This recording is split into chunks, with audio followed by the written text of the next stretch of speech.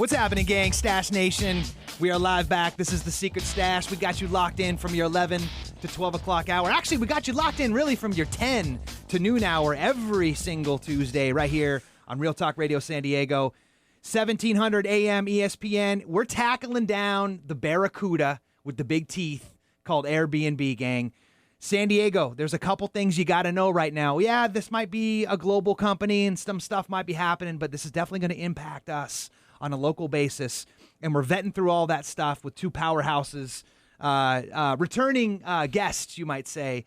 Kyle Yaege of HickmanRobinsonLaw.com. You can check him out, by the way, at 619-819-8383. And, of course, Charles Williams as well from FriedmanBrandon.com. You can check him out at 858-794-2800.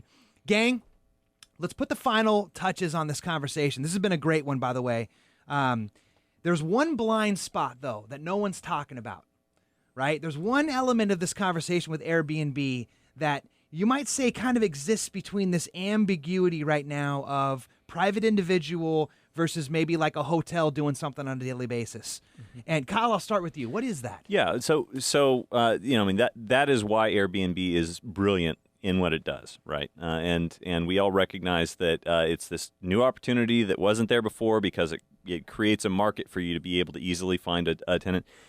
But the problem is that you don't fit in a clear box that's well defined in the law. And why would that care? Why would you care about that? Like, what's the impact that's going to have? Because even if you go, talk to attorneys like us, you go, you try to read through all the contracts and the details, because you don't exist in something that's well vetted, a position that the law has established, you don't know exactly how it's going to shake out.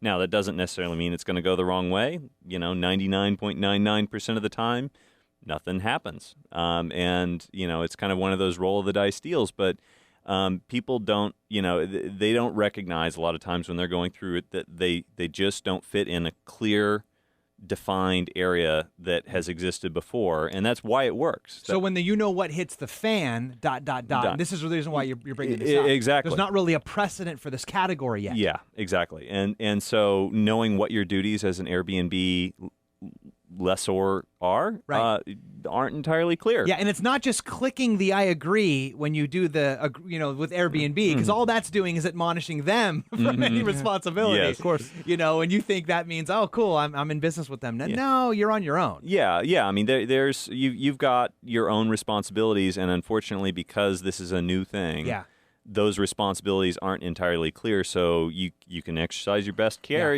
best guess, but you don't know exactly what that is. And Charles, you're the money man of this panel right now. So what's the blind spot that you see? You said that because I'm wearing green? That too. That too. So what Kyle was touching on was the income tax part too, is that you can't skip out on, hey, guess what's going to happen when you do an Airbnb? Let's say you rent it out for $1,000 for the year and you think, okay, we're all set. Well, you're going to get a 1099 in the mail. And then you go, well, what do I do with this thing? And that's going to come from Airbnb. Yeah, it's going to come from Airbnb, and it goes to the IRS. Right. So the IRS knows about it. Right. Airbnb knows about it. So they're going to want to see some kind of evidence that you're reporting that income. Right. Now, what's really interesting, it gets even better, is that tax freebie, the 14-day rule for vacation rentals. Whoa. Yep. Okay, now you got to tell me about this. What's that? What's the 14-day rule? So if you're holding your home out for a vacation rental and you're going to do 14 days or less of vacation renting, then it's typically non-taxable. So you're going to be able to skirt that taxation issue. So why would that be? Because vacation rentals is a big business. Well, it's an old law. Yeah. So as long as it's not more than 14 days, you're good. Pretty much, yeah. I mean, pretty much. That's the general rule. There are some exceptions. So you could just keep doing that over and over and over and over and over again all throughout the year? Like 13 days, 13 days, 13 days? That would be nice. That would be awesome. But we're going to go with 14 days for the whole year. Okay, good. Yeah, okay. Yeah.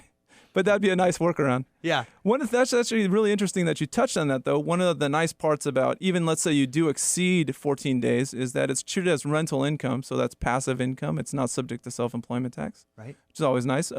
But let's say you decide to rent to somebody 3 days, 3 days, 3 days, 3 days, and you do it all year long. Well, now you look kind of like a business. You look like a hotel. We talked about that before. Interesting. So what's going to happen is then from there, the IRS is going to say, well, it sounds like you're a business. You're not just a passive renter. And that's another consideration when you're going to set up your Airbnb. So that kind of goes back to what you were saying a second ago, though, Kyle, because so what's the precedent for that, though? Exactly. So like, in your, from the money perspective, like, is there something written in to where they say, okay, well, if it's actually, 56.5 days, you're now our business. Like, is that like, how would they draw that line? I did like that impression of the IRS agent too. Yeah. Because that's no, you got the word picture right there. No, you saw the guy, a little bit befuddled. Green visor. Yeah. Glasses like kind of just from the sweat, like pulling down towards the front of the nose. Oh yeah, definitely. And a pocket protector. Of course. Yeah. So yeah, one of the things that you got to consider is another piece of it is if you're going to hold yourself out like a hotel. I mean, are you offering, like this lady? Are you offering them breakfast in the morning? Are you folding their sheets for them? Are you doing turn down service? Is it? Are you functioning like a hotel? No lie. Yeah. So I mean, there's just some when you decide to go into Airbnb and say, hey, it's Comic-Con, I'm going to hold my place out and make some money. There's definitely some tax considerations that you want to bring up. Interesting. Gang, any last thoughts maybe on this? So you're in this conversation, maybe you use Airbnb, maybe you're thinking about using Airbnb because you actually own a place you think this might be good for, you want to pay for your vacation. What do you guys think? Final shots.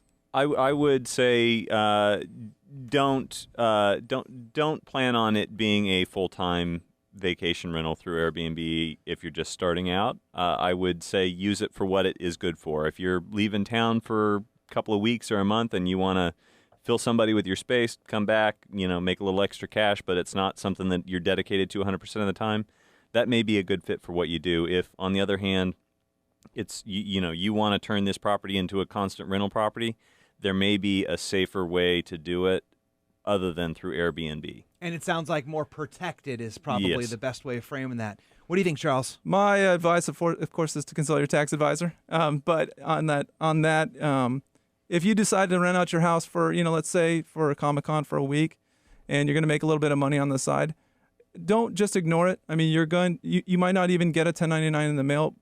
It might go somewhere else. It might go elsewhere. Just make sure you let your guy know that's what you did, because you want to make sure that you take the proper steps to either take advantage of that 14-day rule that we discussed for a tax freebie, or be able to use the proper deductions against your income that are able to reduce whatever tax you're going to have to pay. Charles, if they maybe didn't have somebody in that capacity that they trusted, who they knew could actually help them navigate through this very complicated conversation and make it simple for them, who might they reach out to? I would go with probably Friedman Brandon or any other like-minded firm, but thank you very much for the plug. And if that was the case, how would they get in touch with you? You can call me 858-794-2800, Charles Williams, or you can just email me at charles@friedmanbrandon.com. And that's Friedman with a D, and then Brandon's got 2 N's.com. And again, that number, 858-794-2800, gang. And then Kyle, maybe it's say they need some more strategy session on the front end, or who knows, maybe something already unraveled and they need some help actually because it already broke.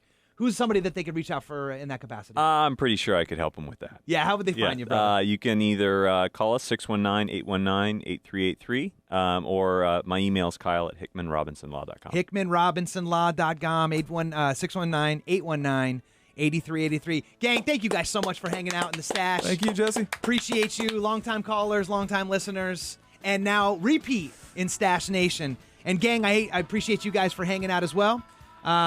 You're going to catch this show on a rebroadcast over at secretstashradio.com, and you can follow up. We'll have all the show notes and the ability to get in touch with you guys with their hopeful answers to your very pressing questions right there. And we'll be back here next week, Tuesday at 10 a.m., ESPN Radio, Real Talk Radio.